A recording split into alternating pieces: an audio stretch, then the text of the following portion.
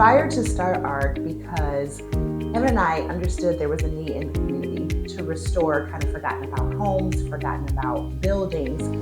We didn't initially start off knowing that it would be kind of this community thing. We started off thinking, okay, we're about to start a family. How can we pay for college? How can we get additional revenue outside of our 9-to-5s? And so we started off kind of small. We bought our first properties was a house and a duplex that we bought at auction and renovated them.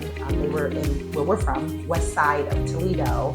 And so we thought, okay, we can make this happen. We can make these places that have been forgotten about and bring them back to their original glory. Buildings that are really integral to the success of the streets that they sit on. Kevin and I don't have the ability to buy the block and determine what the needs are of the community, taking it one parcel at a time. But what we can do, again, is those kind of little sparks, right? Like we can afford to purchase this one, make it whole again, fulfill a need that the community has, and hopefully then other investors can come alongside. In fact, that's what we saw.